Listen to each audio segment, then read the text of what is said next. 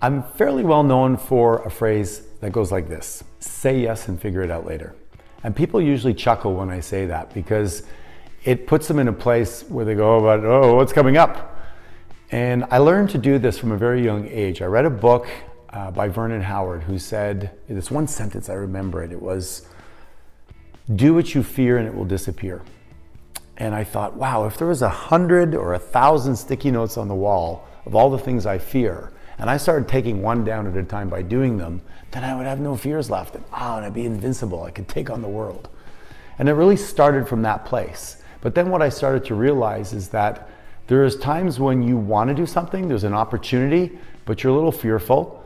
And that hesitation can be costly because it's almost like momentum, it pulls you back. Somebody says, hey, let's jump in the pool. And you're like, how cold is it? And before you know it, you touch it and you're like, it's too cold, I don't feel like it. And you talk yourself out of it.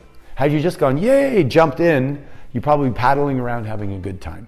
But what about business opportunities? I know that for me, I had a business opportunity that came my way that I said yes to, and I figured it out later, that changed my life. I was a real estate agent, I was working in my office, and the owner of the franchise walked into my office. I remember he put his feet up on the desk, his hands behind his head like this, and he looked over at me, he says, Rock, I want to sell you the company. You want to buy it? And I was shocked. And I went, yes. And he goes, great. I'll work out all the terms. I'll mentor you through it. And I already have the price set up. 4 years, you'll do a balance of sale, and then it'll be yours. And I went, okay. And he walked out the door. And I was like, what the heck just happened? Now, if had I said no, my life would not be the same. By the way, when you say yes and you're a little bit fearful, guess what's about to happen? You're going to grow, you're going to learn, you're going to be more excited, you're going to be more alive. For the next several months as I was being mentored to take over this company, I never felt so excited and alive in my life. It was a stretch.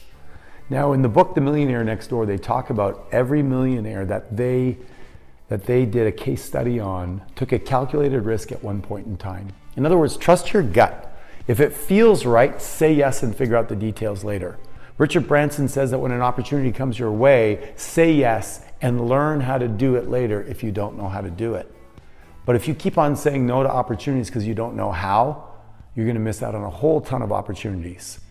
And successful people will offer opportunities to people who they think are future superstars because they see something in you that maybe you don't see in yourself yet.